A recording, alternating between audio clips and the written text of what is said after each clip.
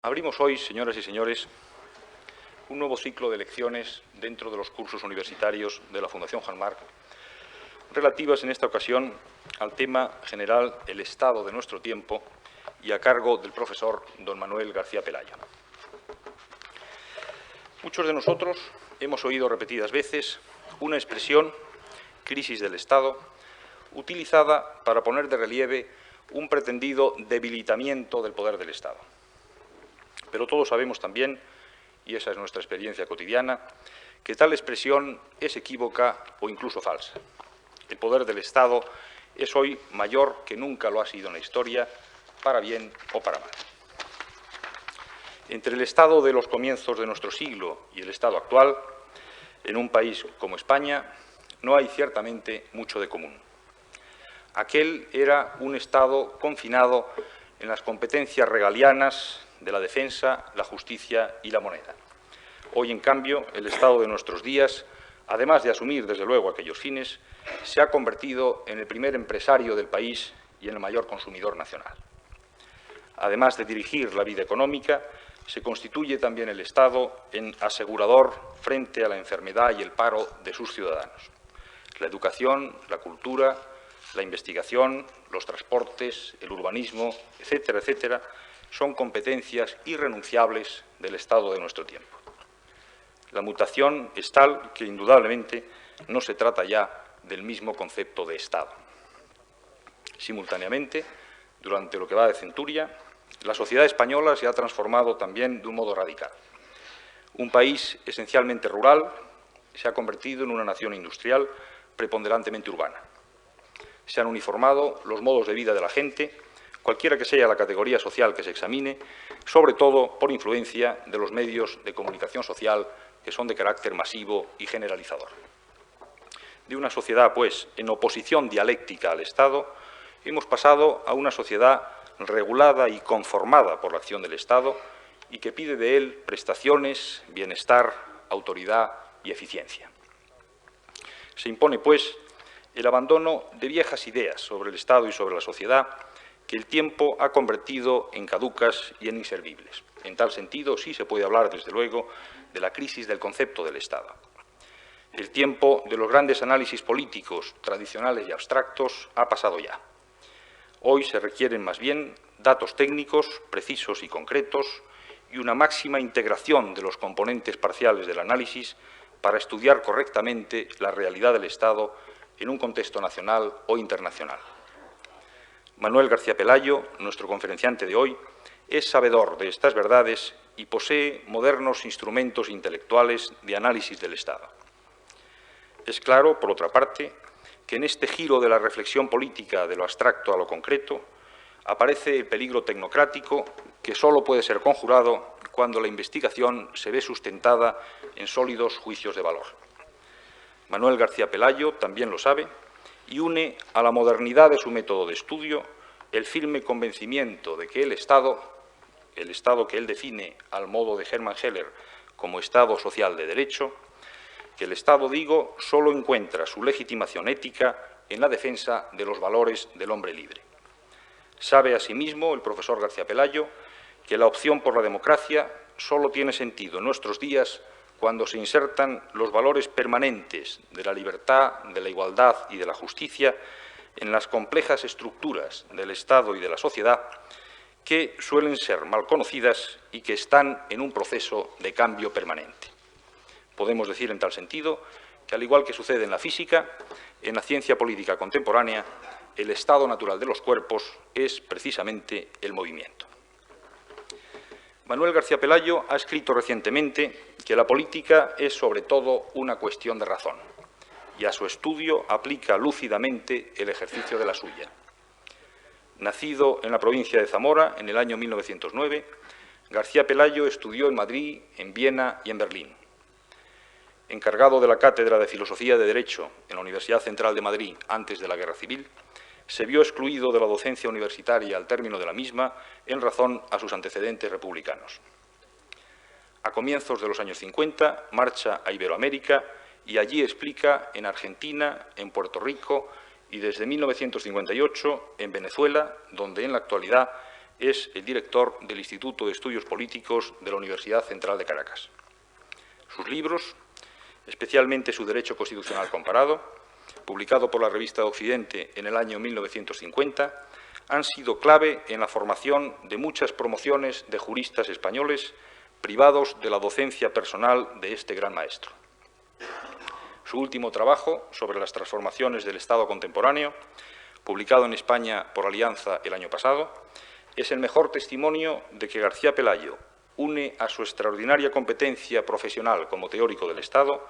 una fe acendrada en que la dignidad moral del hombre, nacida tanto de su libertad personal como de los condicionamientos sociales y económicos en los que está inserto, constituye la última referencia con que ha de medirse la justificación y la actividad del Estado de nuestro tiempo. Bajo este rótulo, el Estado de nuestro tiempo, y dividido en 4 conferencias, comienza hoy este cursillo universitario del profesor García Pelayo, a quien, en nombre de la Fundación Juan Marc, quiero agradecer públicamente y muy cordialmente la gentileza que ha tenido al aceptar la invitación que hace algunas semanas le formulamos para iniciar este curso. Muchas gracias a todos por su amable asistencia.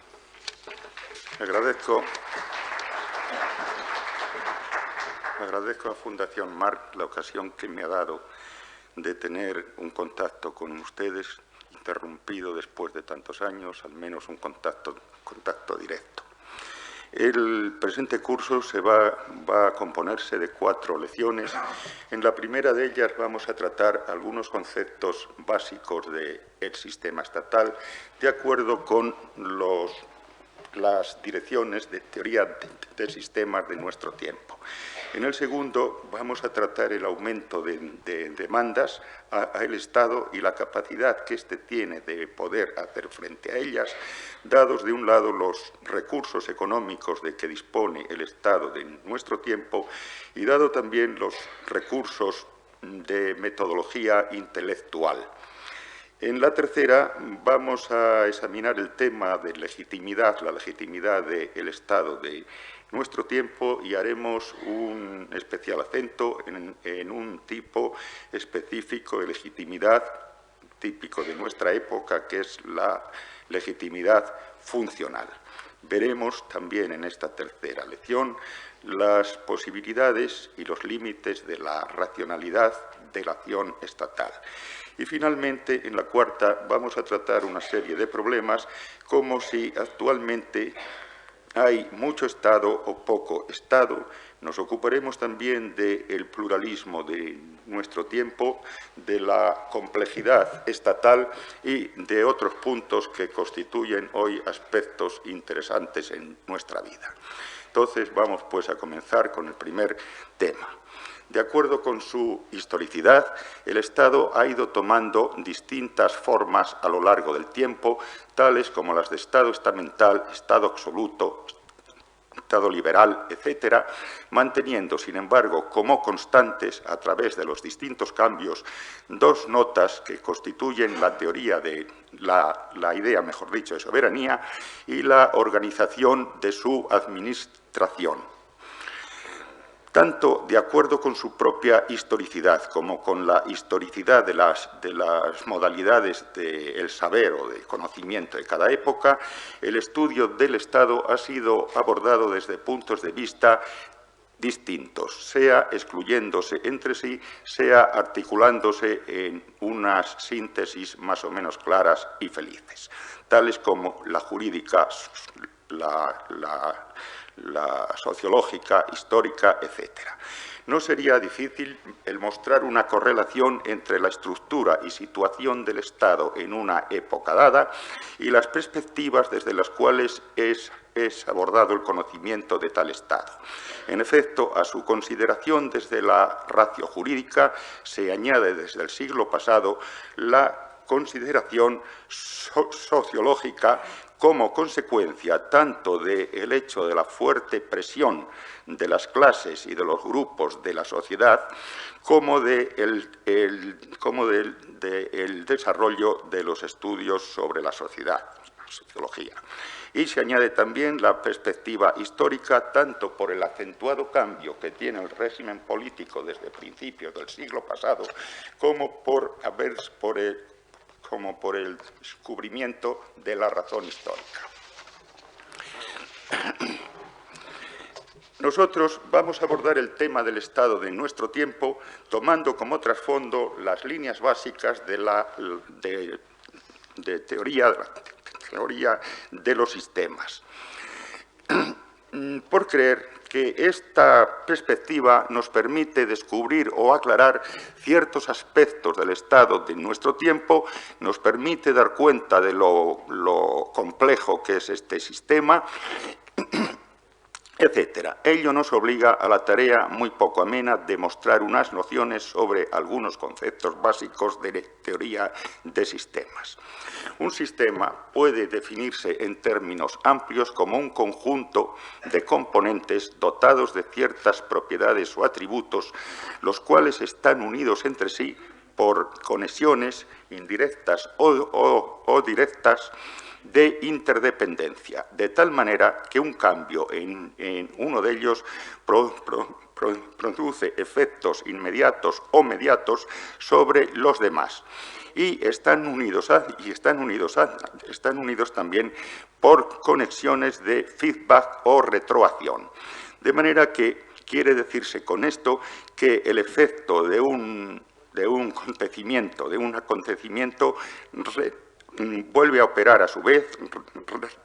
reopera sobre su causa, de modo que la actuación de A sobre B es causa de la actuación de B sobre A. Es decir, que tenemos que si A actúa sobre B, B actúa sobre A.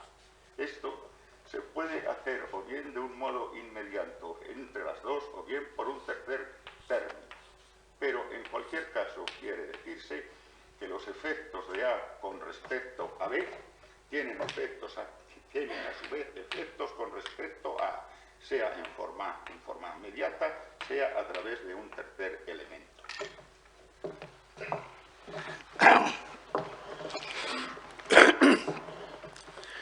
Los componentes de un sistema son elementos cuando se los considera como las unidades últimas e indivisibles del sistema, es decir, como aquellos componentes cuya constitución o estructura interna no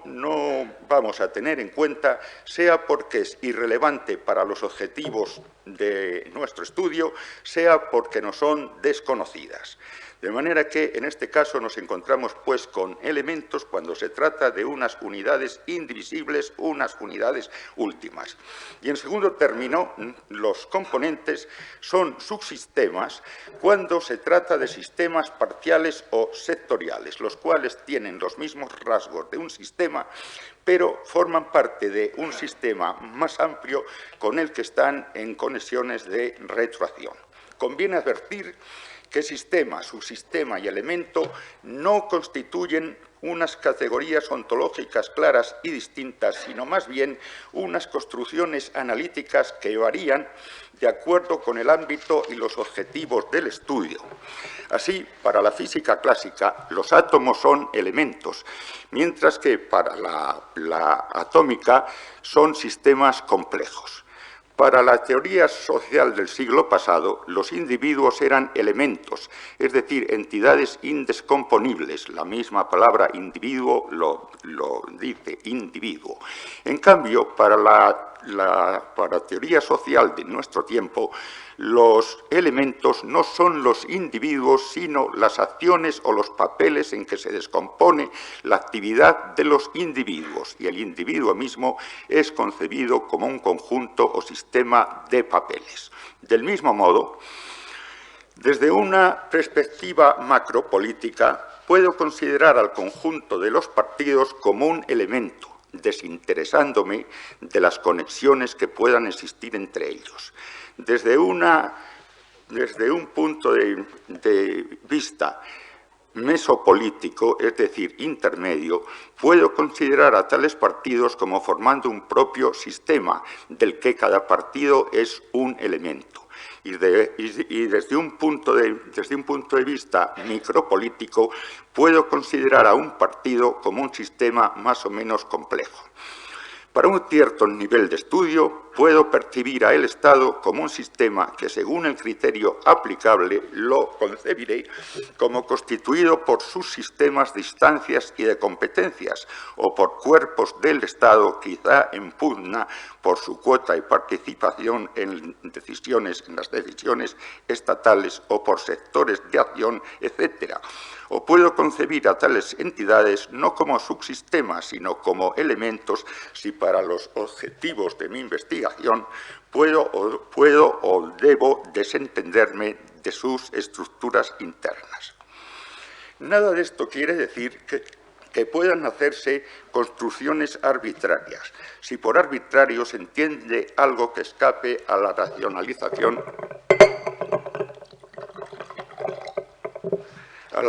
racionalización, sino que por el contrario, la racionalidad del modelo elegido radica en la coherencia entre su construcción y los objetivos de la investigación. Se trata quizá de racionalidad, un tipo de racionalidad instrumental o operacional, pero no por eso deja de ser racionalidad. Por otra parte, la virtud del modelo sistémico consiste en que constituye un instrumento metodológico no solo flexible y capaz de adaptarse al objeto, a los distintos objetos e intereses de estudio, sino también a la complejidad de la realidad del presente como condición para comprenderla y, eventualmente, para controlarla. En realidad, hoy tiende a haber una interacción entre comprensión y control. Parece que solo interesa el comprender o saber de aquello que sirve para el control y que, a su vez, todo control le hace falta de un saber científico. Como antes hemos dicho, todo sistema tiene unas propiedades que sirven además para marcar sus límites frente al exterior y para definir a sus componentes. En el caso del sistema estatal puede considerarse como propiedades principales las siguientes. Primero, el sistema estatal constituye la organización del conjunto de la sociedad nacional, ya que todas las demás organizaciones e instituciones dentro de dicha sociedad se refieren a aspectos sectoriales o particularizados, pero no globales o universales. Esta generalidad del ámbito de la acción estatal es correlativa con el hecho de que, mientras que la vinculación de los individuos a otras organizaciones se subjetivan papeles especificados, como por ejemplo empresario, accionista o padre de familia o militante de un partido, socio de un club, etc., en cambio la vinculación al Estado se subjetiva en el papel más abstracto y generalizado que cabe dentro de la sociedad, a saber, en el papel de ciudadano. En coherencia con lo dicho anteriormente, los objetivos de las restantes organizaciones son parciales o sectoriales, mientras que los objetivos del Estado no solo son globales, sino que, además, el Estado tiene la facultad de decidir, de determinar qué interés en una coyuntura o circunstancia dada tiene carácter global, o dicho de otro modo, posee la capacidad para nacionalizar o desnacionalizar un interés, para convertir en público aquello que era privado y en privado aquello que es público. Vamos a dejar de lado por ahora la penetración que puedan tener los intereses privados en las decisiones estatales y las coerciones de distinto orden a que estas propiedades del Estado pueden verse sometidas. En segundo término, en virtud de ser la organización de la sociedad nacional, el sistema estatal tiene la propiedad de tomar decisiones imperativas que vinculan a la totalidad de esta sociedad. Contrapunto necesario de tal imperatividad es la acumulación dentro de la sociedad nacional del máximo potencial de violencia organizada, lo que le permite disponer del monopolio de la misma, el legítimo de la misma, que según una conocida expresión de Max Weber, es la nota esencial del Estado. Se debe añadir que tal monopolio es una condición para asegurar la convivencia pacífica, ya que esta no sería posible si se diera la posibilidad real de usar la violencia por todos los grupos y personas de la sociedad nacional. En tercer término, es típico del sistema estatal la posibilidad de movilizar y extraer imperativamente recursos del conjunto de la sociedad nacional, sean forma de exacciones fiscales, sean forma de prestaciones personales, sean forma de monopolio sobre ciertas actividades económicas, sobre cierto tipo de informaciones, sobre recursos técnicos, etcétera, sin que, por supuesto, la extracción imperativa excluya en modo alguno la obtención de recursos por otras vías. En cuarto término, apenas es necesario recordar que el Estado tiene la facultad de estatuir y la posibilidad de garantizar la vigencia del orden jurídico. Se trata de una facultad con una multiplicidad de funciones racionalizadoras, entre las que se cuentan la racionalización del ejercicio de su poder en el doble sentido de que el derecho es, como ha dicho Hermann Heller, la forma técnicamente más perfecta de dominación, pero también limita la acción del Estado mismo, ya que éste ha de adaptarse normalmente a sus normas, pues de otro modo es claro que su acción se movería en constante improvisación e incertidumbre. Además, racionaliza el derecho la propia organización estatal, organizando a su administración en un sistema de instancias y de competencias que, como se sabe, son ámbitos que delimita el derecho. Y, en fin, racionaliza también la convivencia pacífica al establecer normas ciertas de conducta por referencia a las cuales se puedan resolverse de modo pacífico las discrepancias de intereses. Tales son, pues, las propiedades esenciales del sistema estatal. Pero así como Bodino, después de enumerar los derechos majestáticos en que se desplegaba el ejercicio del poder del Estado o soberano, así como Bodino, después de ello, llegaba a la conclusión de que todos ellos se podían reducir a el poder de dar y de casar la ley, así podemos decir nosotros que en el Estado de nuestro tiempo el centro de las propiedades del sistema estatal está constituido por la posibilidad real de tomar y ejecutar decisiones imperativas vinculantes para toda la sociedad nacional o que comprometen a toda la sociedad nacional. No es que con ello se agote la acción del Estado, ya que éste puede tomar también las decisiones no vinculatorias, como es, por ejemplo, el caso de los planes indicativos o de otras actividades de gestión de naturaleza técnica o directiva simplemente. Pero no es menos cierto que la toma de decisiones vinculatorias o que comprometen a toda la sociedad nacional es una nota peculiar frente a otras organizaciones. Entonces, vamos a ver ahora los componentes del sistema. El Estado es un sistema de acción, es un sistema que en una primera aproximación está compuesto por las acciones de aquellos a quienes la organización estatal asigna la facultad de formular,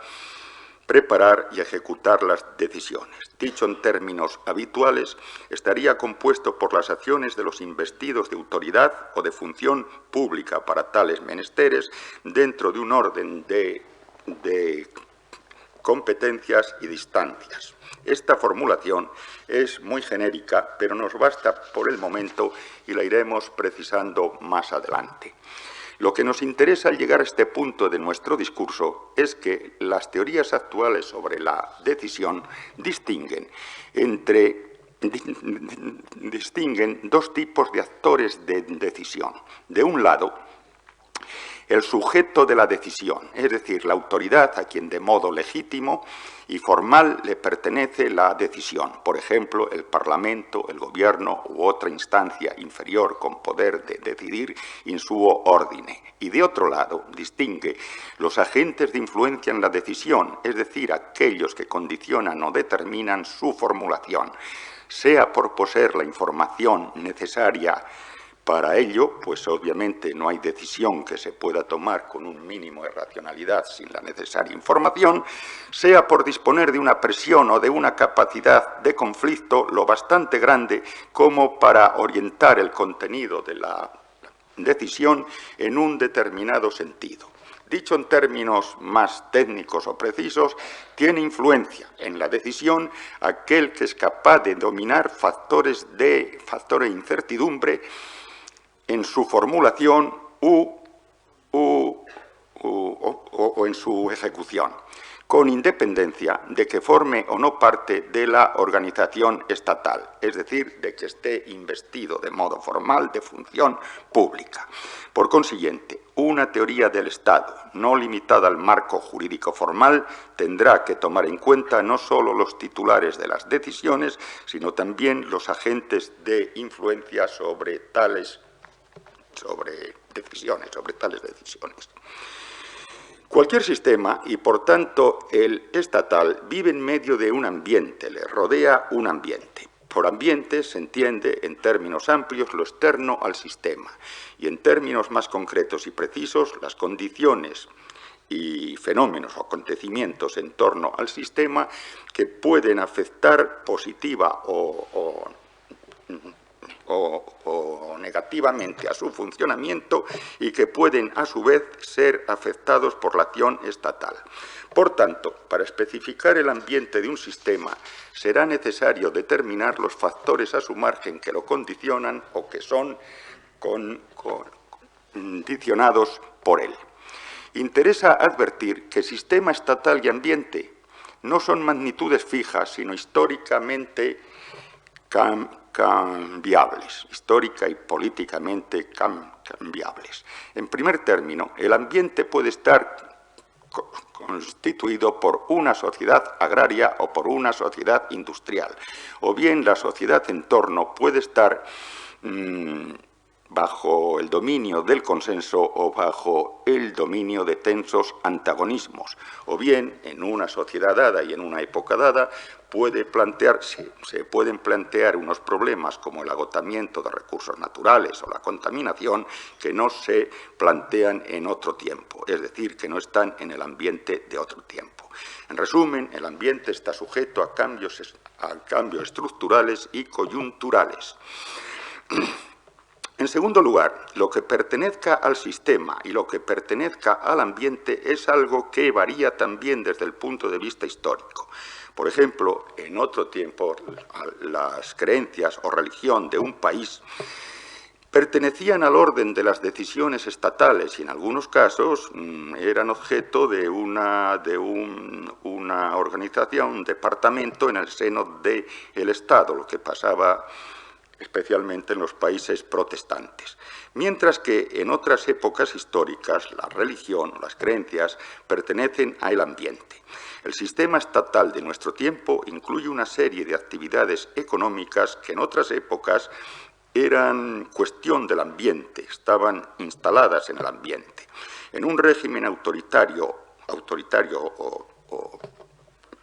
o totalitario, los sindicatos forman parte del sistema estatal, mientras que en un sistema democrático los sindicatos forman parte del ambiente. Y así se puede seguir, pero creo que con esto basta para mostrar cómo varía históricamente lo que pertenece al ambiente y lo que pertenece al sistema. La teoría de sistemas establece la distinción entre sistemas abiertos y cerrados. El cerrado es aquel que no recibe nada del ambiente ni emite nada al ambiente. El abierto, en cambio, es aquel que recibe algo del ambiente, a lo que se llama input o insumo, y remite algo del ambiente a lo que se le llama el producto. El sistema estatal es un sistema abierto, pero bien entendido, que ello no obsta para fines heurísticos, pueda ser considerado como cerrado, si lo que nos planteamos es la aclaración de ciertas líneas básicas de su estructura y funcionamiento interno con abstracción de otras condiciones. Tal ha sido el método que ha seguido una buena parte de las utopías clásicas que suponían una isla aislada de los efectos perturbadores del resto del mundo, y tal ha sido el método que siguen una serie de autores con intención científica, entre los que se incluye una buena parte de los tratadistas de teoría del Estado y, desde luego, Kelsen. Sin poner en cuestión la licitud de este punto de vista para ciertos objetivos científicos o noseológicos, estimamos que el sistema estatal no puede ser plenamente comprendido más que considerándolo como un sistema abierto. Siendo así, hemos de enumerar, bien que de modo muy esquemático, qué recibe como insumo y qué remite como producto, qué recibe del ambiente y qué produce para el ambiente. Como insumos podemos considerar las demandas de los grupos políticos y sociales que postulan las decisiones estatales destinadas a satisfacerlas. Podemos considerar también los acontecimientos ambientales que obligan al Estado a una acción o a plantearse sus propias autodemandas. Podemos considerar los recursos materiales en forma de impuestos, empréstitos y otros modos de extracción, los personales en forma de funcionarios, servicio militar, etc. Podemos contar los informativos en el sentido amplio del vocablo, que comprende no solo la información sobre fenómenos y acontecimientos, sino también los saberes científicos y técnicos que se necesitan para la gestión estatal. Por supuesto, los insumos pueden clasificarse en positivos cuando facilitan la acción del Estado y negativos cuando la obstaculizan. Por ejemplo, un malestar en la sociedad que acumula una serie de demandas que no se pueden satisfacer, una cultura política eficiente, el terrorismo, etc. Todo eso pertenecería a el linaje de los insumos no positivos, sino negativos. El sistema estatal procesa estos insumos y los transforma en productos, entre los que se pueden contar, junto a otros posibles, la creación de un orden objetivo para las acciones y los acontecimientos, expresado principalmente en la emisión y aplicación de normas jurídicas. La intervención en los mismos acontecimientos en forma de planes y de medidas especificadas, la gestión de los servicios públicos y, en nuestro tiempo, la creación de condiciones de existencia que ni el individuo ni los grupos pueden crear por sí mismos, es decir, la procura existencial sobre la que volveremos a tratar en su momento. Los insumos y productos estatales están en relación de retroacción. Sin los insumos y sin su debido procesamiento no serían posibles los productos. Esto es obvio. Pero a su vez los productos aumentan o disminuyen los insumos positivos. Una política acertada, económica o fiscal, aumenta evidentemente los recursos económicos que pueda extraer el Estado, mientras que una política errada los restringe. Una política educativa acertada o un determinado tipo de política educativa permitirá reclutar funcionarios competentes o soldados que sean capaces de manejar armas complejas y puede además contribuir de modo poderoso al cambio social. De manera que, en términos amplios, de la certeza o del error de la política del Estado depende el mayor o menor apoyo que sus políticas puedan encontrar en la población, es decir, de los insumos positivos. Por consiguiente, si bien las posibilidades del sistema estatal están condicionadas por la estructura y coyuntura del ambiente, es decir, por los insumos que pueda ofrecerle, no es menos cierto que la acción estatal puede contribuir a la transformación del ambiente. Afirmación que no solamente se desprende de la lógica sistémica, sino que además está demostrada a lo largo de la historia del Estado. Ahora bien, el ambiente no es un todo indiferenciado y amorfo, sino que constituye en sí mismo un sistema que puede articularse tanto para efectos heurísticos como para el desarrollo de programas y políticas del Estado en varios subsistemas, tales como el subsistema económico, que no es cuestión de definir aquí, se va el tiempo, el social, el cultural y el político, cuyos actores principales son los partidos y otros grupos en pugna por ocupar o influir el poder del Estado. Ahora bien, todos estos subsistemas en que se ordena el ambiente, o en los cuales nos es posible ordenar el ambiente para nuestra acción frente a tal ambiente, están entre sí en relaciones de retroacción. Por ejemplo, el crecimiento del nivel de cultura, o sea, el subsistema de cultura, tiene importantes efectos sobre el subsistema económico en cuanto que le puede proporcionar cuadros y obreros especializados, contribuir a la innovación técnica, etc. Los tiene también sobre el social, ya que puede alterar sus parámetros de estratificación y movilidad. Pero a su vez, las posibilidades de expansión del subsistema cultural dependen, entre otros factores, del desarrollo de los sistemas económicos y social. Y así podríamos continuar la serie de ejemplos, pero creo que los mencionados bastan para mostrar las relaciones de retroacción entre los distintos subsistemas ambientales. Esta interacción ofrece, de un lado, mayores posibilidades a la acción del Estado, ya que éste puede operar de modo indirecto sobre el subsistema ambiental A través de los subsistemas B o C. Es decir, proporciona un amplio margen para la utilización de estrategias indirectas. Pero, de otro lado, introduce factores de incertidumbre, o cuando menos de complejidad en su acción, ya que, en virtud de esa interacción sistémica, de esas conexiones de retroacción, la solución de un problema en el subsistema A puede crear complejas cuestiones o problemas en los subsistemas B y C. Por ejemplo, las medidas para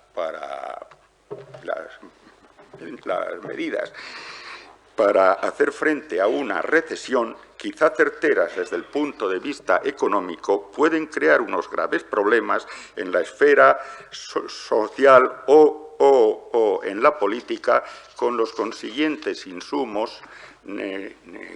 negativos para el funcionamiento del sistema estatal. Quisiera tratar ahora de un problema que yo creo que es interesante en varios aspectos, que es el grado de apertura y cierre del sistema estatal. Hemos dicho anteriormente que el sistema estatal es un sistema abierto y ahora es el momento de precisar algo más esta afirmación. En primer término, no puede ser un sistema totalmente abierto, es decir, no puede responder ni recibir todo lo que le demande o le envíe el ambiente. De un lado, por la razón lógica de que de ser así perdería los límites con el ambiente y sería absorbido por este, es decir, el sistema habría dejado de existir. Y de otro lado, porque el sistema estatal, como cualquier otro sistema, es incapaz de procesarlo todo,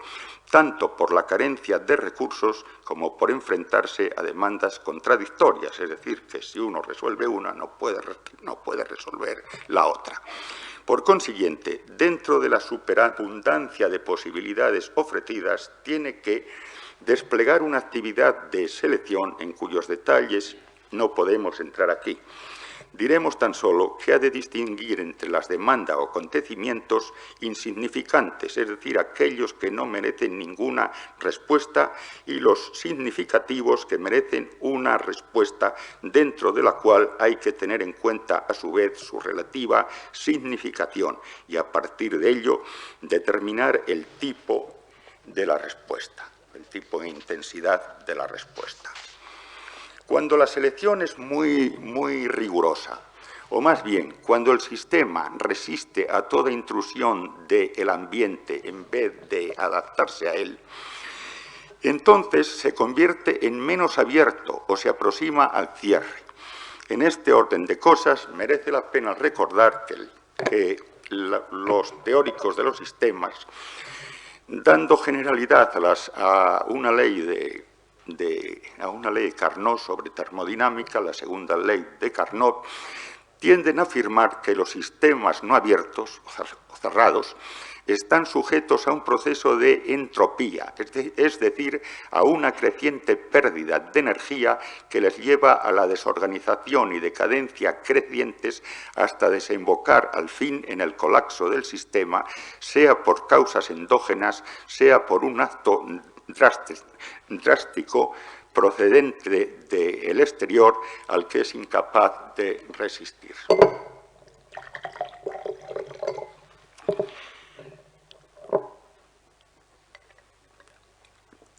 En términos amplios, creemos que este principio se puede aplicar también a los sistemas políticos y estatales, si bien recordando, de un lado, que difícilmente se encuentra en este campo un sistema realmente hermético y de otro, que un sistema político estatal semicerrado puede durar siglos y aún milenios, aunque a costa de que frente a intrusiones de nuevos acontecimientos el sistema se destruya. Me gustaría el poder ilustrar esto con una serie de ejemplos históricos, pero la premura del tiempo hace que nos tengamos que limitar algunos. Un caso interesante en este aspecto es el del Japón, cerrado desde mediados del siglo XVII, en que expulsa de modo definitivo a las misiones católicas, hasta 1854, en que una escuadra americana abre sus puertos a cañonazos. El Japón constituyó un sistema con tendencia al hermetismo frente a todo influjo político, cultural y económico exteriores y redujo las relaciones con el exterior a un depósito de mercaderes holandeses establecido en la bahía de Nagasaki.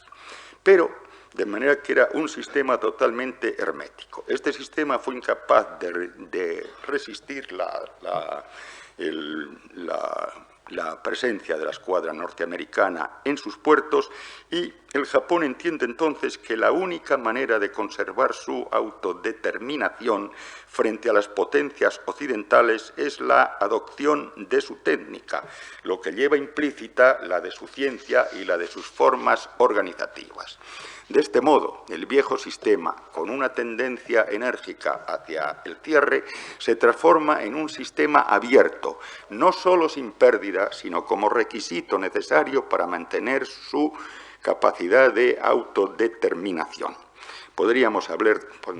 también hablar del caso de China, del Tíbet, etcétera, y podríamos también hablar del caso de la España de los siglos XVI al XVIII, que no puede decirse, evidentemente, que fuera un sistema hermético o cerrado, puesto que desarrollaba una política exterior amplísima. Pero sí era un sistema con tendencia al hermetismo o realmente hermético frente a toda intrusión que pusiera en peligro la unidad y pureza de la fe católica, con la consecuencia de que España haya quedado durante mucho tiempo marginada del pensamiento moderno y que haya entrado su pensamiento y sus estructuras económicas en un proceso de entropía cuyas consecuencias estamos aún pagando. Algo análogo cabe decir, cambiando lo que es cambiable, con respecto al régimen franquista, al menos desde el punto de vista estrictamente político. Se trató de un sistema con gran tendencia al cierre, lo que le ha hecho incapaz de mantenerse una vez que se produjo el acontecimiento drástico de la muerte de Franco. Por consiguiente, se puede llegar a la conclusión de que el mantenimiento y la fortaleza de un sistema exigen su apertura, pero que ésta no puede ser tan amplia que lo admita todo, ya que en este caso perdería su capacidad de autodeterminación y, en última instancia, el sistema, como antes he dicho, sería absorbido por el ambiente, es decir, en nuestro caso el Estado se disolvería en la sociedad, situación a la que se aproximan las primeras etapas de una revolución, pero que a la larga no puede mantenerse. El grado y modalidades de apertura y de cierre dependen de una serie de variables. Primero, de las condiciones de la época, las condiciones históricas de cada época. En épocas de desarrollo escaso de comunicaciones, de economías en cierta medida autárquica, de innovación técnica escasa, etcétera, etcétera, los sistemas políticos estatales podían optar por ser más o menos abiertos o cerrados, y en todo caso eran forzosamente menos abiertos que en la época actual, en el que tales sistemas estatales y políticos tienen que ser abiertos en alguna medida por la coerción misma del ambiente, pues en efecto actualmente el progreso en las comunicaciones, la estructura de la economía mundial, la incapacidad del Estado nacional para subvenir por sí solo a su defensa, etcétera, tienen como consecuencia que no sea posible un sistema que esté totalmente hermético, cerrado a las influencias del exterior. En segundo lugar, las modalidades de apertura y cierre están condicionadas por los valores y objetivos de cada régimen, pudiendo establecerse un continuo, uno de cuyos extremos estaría formado por el totalitarismo, con el máximo grado de cierre que es posible en las condiciones del mundo actual, y el otro extremo estaría formado por una democracia, un régimen democrático, con el máximo grado de apertura compatible con la autodeterminación del Estado, pudiendo el contarse entre ambos, pero próximos al cierre, los estados autoritarios. Todo sistema está sujeto a coerciones, entendiendo por tales los límites de sus posibilidades de acción o de funcionamiento. La coerción nos define, por tanto, el margen de las posibilidades entre lo que hay que hacer, lo que se puede hacer y lo que no se puede hacer. Tales coerciones pueden dividirse en internas y ambientales. En las primeras nos encontramos con las coerciones de estructura, sean su dimensión normativa, ya que en mayor o menor medida el Estado ha de adaptarse a la ley, pero que se acrecen en un verdadero Estado de derecho, sea en su dimensión organizacional, pues es completamente claro que con unas determinadas estructuras pueden conseguirse objetivos y actualizarse unos programas que con otras no se pueden conseguir o actualizar. Junto a la coerción de la estructura nos encontramos con la coerción del proceso, es decir, que una vez puesto en acción un programa o iniciado el desarrollo de una política, es imposible el volver atrás, al menos sin grandes pérdidas de energía. Es decir, emprendida la ejecución de una decisión, esta coerciona a los mismos que la han tomado. Tales son las principales coerciones internas del sistema. Pero a ellas hay que añadir las coerciones que provienen de las condiciones estructurales y coyunturales del ambiente, ya que, como hemos visto, el sistema depende de la calidad y cantidad y del carácter positivo o negativo que tengan sus insumos, a lo que se añade que la estructura del ambiente puede ser más o menos simple o compleja, y a medida que se hace más compleja, se acrecen las demandas y los problemas planteados al sistema estatal.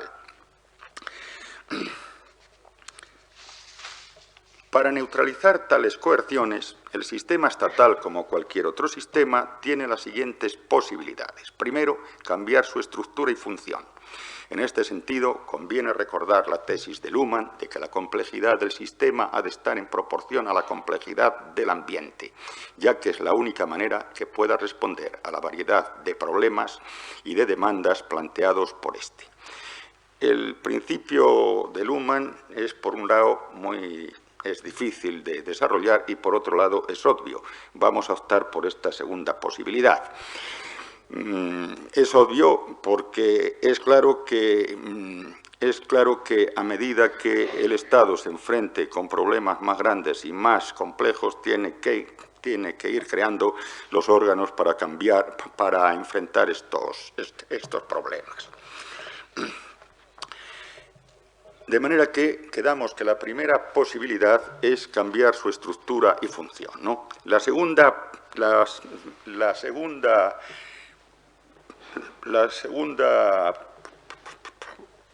posibilidad es el cambio de ambiente.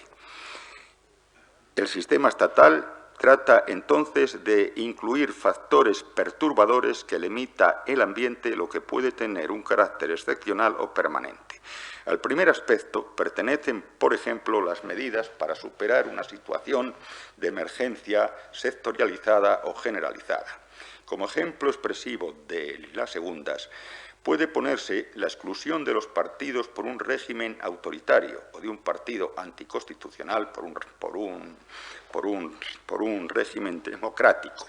o la exclusión de los motivos de perturbación mediante las políticas económicas y sociales adecuadas a fin de transformar, por ejemplo, la lucha existencial y radical de clases en pugnas encapsuladas en una empresa o en una industria y resolubles por reglas de juego o preceptos jurídicos.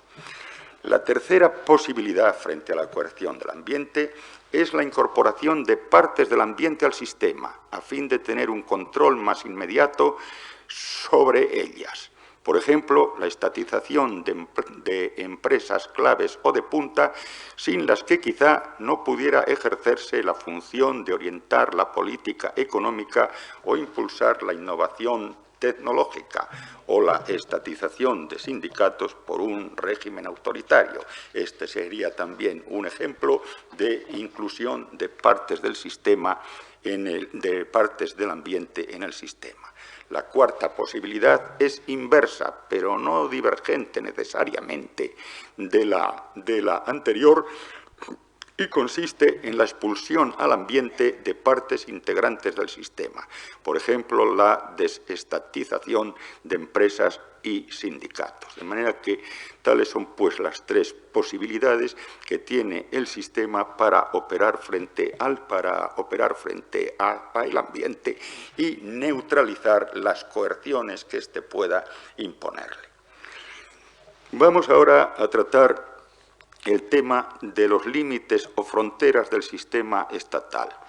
Todo sistema se dice que tiene unos límites, y los límites o fronteras de un sistema son lo que constituye la separación, o cuando menos la distinción, entre este y su ambiente. En una palabra, en nuestro caso, la línea que separa lo que pertenece al Estado, de acuerdo con las notas con lo que lo hemos calificado anteriormente, es decir, lo que pertenecería al sistema, lo que está dentro de una organización con potestad de tomar las decisiones vinculatorias para toda la sociedad nacional, y lo que está fuera de dicha organización, es decir, el límite sería la línea de separación entre ambos términos, límite que, por supuesto, cambia históricamente. Expresado en términos habituales, podemos decir, o podríamos afirmar, que el límite está constituido por la distinción entre lo que tiene carácter público y lo que tiene carácter privado, por lo que hic et nunc es competencia del Estado y por lo que se deja al libre juego de la sociedad. Frecuentemente, la teoría de sistemas, desde una perspectiva abstracta y operacional, designa al límite como la línea formada por un círculo dentro del cual hay mayor intercambio de relaciones entre los que están dentro del círculo que entre estos y los que están a su margen. Sin embargo, todos los anteriores criterios, es decir, la distinción entre lo público y lo privado, la de Estado y sociedad, y la mayor intensidad de relaciones, no dejan de ofrecer ciertas dificultades. Pues, en primer término, hoy nos encontramos con una simbiosis entre lo público y lo privado. Nos encontramos con ese fenómeno que los americanos llaman el complejo público-privado, con una difuminación de los límites entre el Estado y la sociedad, a lo que cabe añadir que, como veremos, ciertos componentes del Estado están en relación más intensa o mayor con componentes ajenos al sistema estatal que con otros órganos del Estado. En una palabra, actualmente los límites del Estado tienen más de marca que de frontera frontera lineal, o dicho en otros términos, los límites del Estado, al menos desde un punto de vista politológico, están constituidos por sistemas de intersección entre factores y componentes del ambiente y factores y componentes del sistema. Es decir, nos encontramos con los sistemas interseccionados cuando hay unos componentes que pertenecen a los dos sistemas. A cada uno de ellos se la deja a los dos.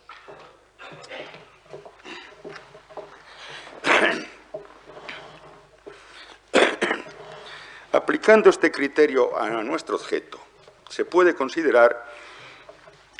podemos tener en cuenta, considerar un subsistema al que llamaremos político estatal, constituido por aquellos que participan en la toma de decisiones estatales, debiendo recordar que hemos distinguido entre el decisor con competencia formal para tomar la decisión y los agentes de la decisión, es decir, los que influyen en ella, aunque carezcan de competencia formal.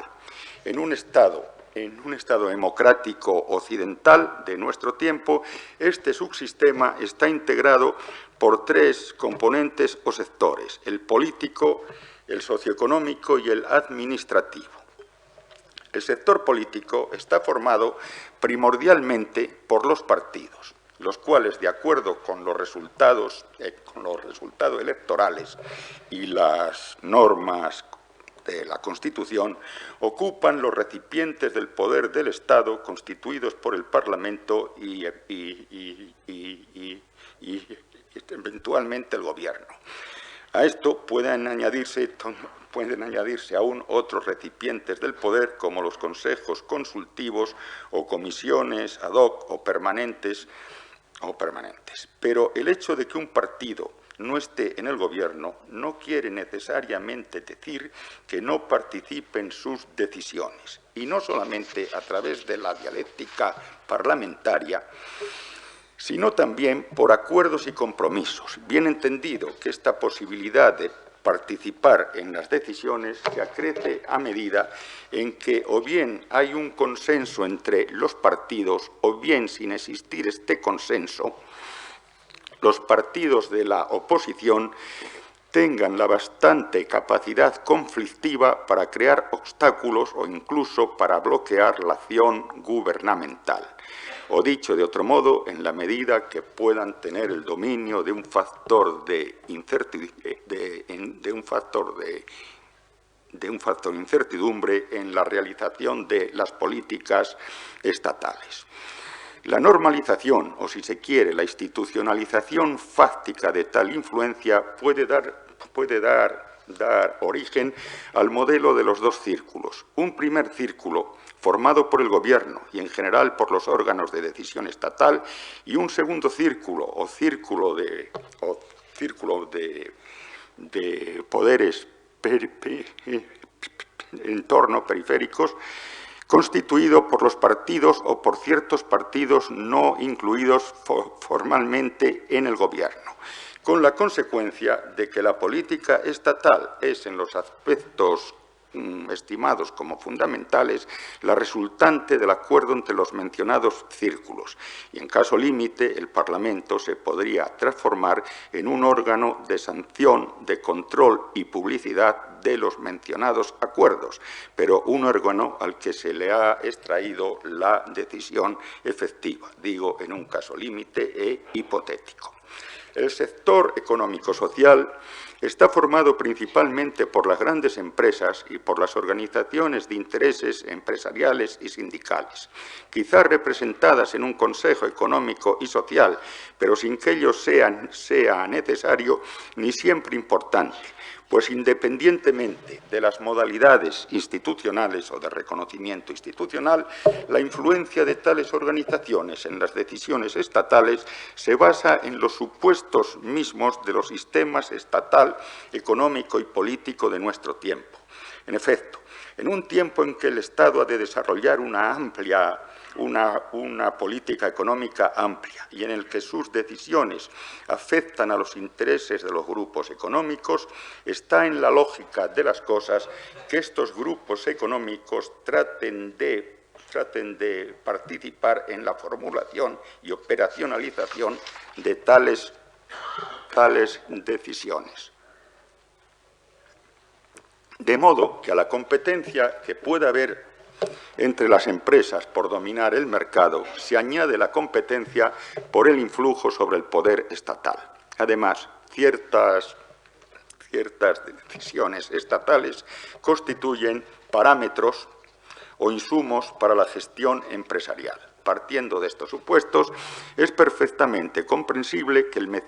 el mencionado influjo en las decisiones estatales no sea una cuestión accidental que se plantea de modo intermitente, sino que pase a constituir una actividad normal de la gestión empresarial y de las organizaciones de intereses. Desde un punto de vista estatal, ya que hasta ahora hemos tratado el tema desde el punto de vista de las organizaciones de intereses, desde un punto de vista estatal se llega a conclusiones análogas, ya que de un lado la formulación de decisiones necesita una información que al parecer en algunos casos solo puede ser dada o suministrada por las empresas y organizaciones de intereses que para algunos sectores específicos pueden disponer de servicios más eficaces que los del Estado. De otro lado, la ejecución de las decisiones necesita frecuentemente de una respuesta positiva de los grupos afectados. Por ejemplo, una planificación indicativa solo puede actualizarse si los estímulos que ha previsto el plan constituyen, en efecto, una motivación para la acción de las empresas. Tampoco parece fácil que una política respecto a los salarios pueda actualizarse o actualizarse al menos de una manera cómoda, sin grandes incertidumbres, sin un previo acuerdo con los sindicatos. En una palabra, el entendimiento con las empresas y con las organizaciones de intereses contribuye a neutralizar los factores de incertidumbre en las decisiones y líneas de la política estatal. Este influjo de las organizaciones de intereses puede ejercerse de modo directo sobre los órganos estatales o puede ejercerse de modo indirecto a través de los partidos a los que, como es sabido, las organizaciones de intereses pueden prestar apoyo financiero, apoyo electoral, especialmente los sindicatos, y apoyo informativo para redactar la parte económica de los programas electorales y, en general, para la gestión del partido. Bien, el tercer sector está constituido por la administración, que, imaginada como instrumento de gobierno en relación de subordinación frente a las instancias políticas, sin embargo, siempre ha participado en la toma de decisiones, proporcionando los elementos de juicio para ello. Pero esta participación se ha crecido considerablemente hasta el punto de sufrir un verdadero cambio cualitativo en nuestro tiempo, en que la creciente intervención del Estado ha tenido como consecuencia de que éste no pueda actuar solamente por sus competencias jurídicas, sino también a través y poniendo a su servicio las competencias técnicas, muy especialmente las competencias técnicas que derivan de la llamada tecnología intelectual, constituida por los conocimientos necesarios para asegurar la racionalidad de la acción, identificar los medios para llevarla a cabo y para manejar y articular un gran número de factores o variables interdependientes. En una palabra, para el planteamiento y solución de problemas complejos con un grado aceptable de certidumbre. Por consiguiente, es claro que si bien el poder formal para tomar las grandes decisiones está en las instancias políticas del Estado, no es menos cierto que dichas instancias están, a su vez, bajo el condicionamiento de la autoritas, de la tecnoburocracia. A ello se añade que la actualización de las decisiones de nivel alto o superior que toman las instancias políticas puede ser desvirtuada o incluso bloqueada por las decisiones de nivel inferior que para ejecutar las superiores han de ser tomadas por la tecnoburocracia dentro de los ámbitos de su competencia. En una palabra, la complejidad de los problemas con los que ha de enfrentarse el Estado en nuestro tiempo crea una dependencia del decisor formal con respecto a las tecnoburocracias en condiciones de determinar la viabilidad de un objetivo y la elección de los medios más adecuados para realizarlo. Ello conduce frecuentemente a que los gobiernos cuenten entre sus miembros, especialmente para algunas carteras, a ministros procedentes de los grados superiores de los estamentos o cuerpos administrativos. Un fenómeno que viene a ser una síntesis de dos contrarios. De un lado muestra el ascenso hacia los niveles de poder político de la tecnoburocracia y de otro lado proporciona al gobierno la posibilidad de controlar de modo efectivo en una o amplia medida algunos sectores del aparato tecnoburocrático y eludiendo con ello, neutralizando con ello un factor de incertidumbre. Lo ideal es que la burocracia sea neutral frente a las distintas tendencias políticas. Pero cuando ello no sucede o no sucede en una extensa medida, es de gran importancia para los partidos con posibilidades de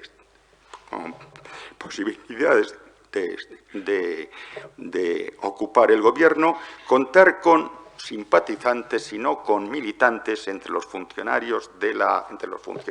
administración del Estado, ya que de otro modo se carecería de la necesaria información de un campo de reclutamiento hasta cierto punto firme y seguro para ciertos puestos de poder, de un instrumento fiable de gobierno y, en resumen, se acrecería el área de incertidumbre y con ello disminuirían las posibilidades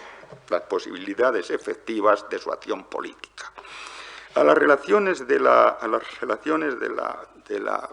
Administración con el Gobierno y con los partidos hay que añadir las desarrolladas con las organizaciones de intereses, es decir, que hemos visto Administración se desarrolla con el Gobierno y los partidos, pero también establece sus conexiones con las organizaciones de intereses, unas conexiones que se muestran en una serie de fenómenos de todos conocidos, como el viaje de ida y vuelta desde el sector estatal a el privado, las facilidades que tienen los miembros de las tecnocracias, sean estatales o privadas, para entenderse entre sí, puesto que hablan el mismo lenguaje, el mismo logos, etc. Pero más importante para nuestro objeto es el fenómeno que se conoce en Italia con el nombre de clientelas y en Francia con el de relé. Se trata en esencia de que un departamento o sector de la administración pública, en el deseo de tener un control sobre el ambiente que le corresponde, el sector de ambiente frente al que se encuentra,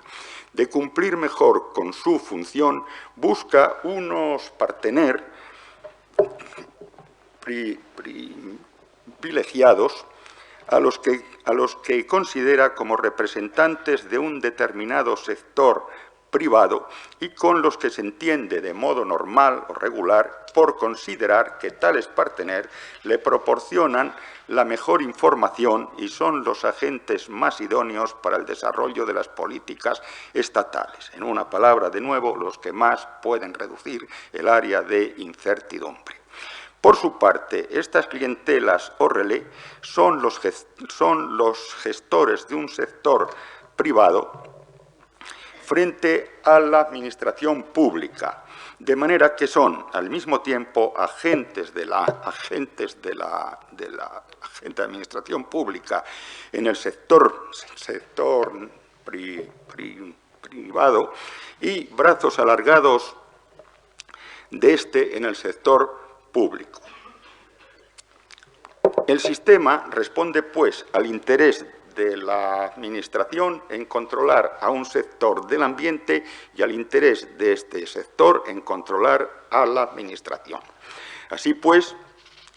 se constituyen unos nudos o complejos público-privados de estructura más o menos laxa o firme, pero que pueden alcanzar un grado tal de integración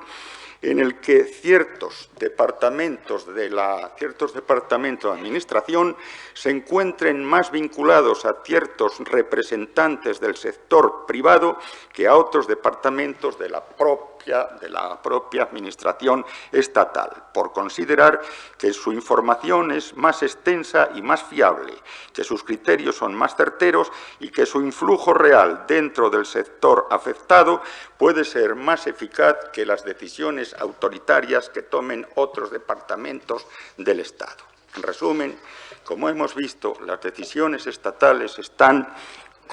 condicionadas por el sector político dentro y fuera del Gobierno, por el económico y social y por el administrativo, no solo unidos por el común objetivo de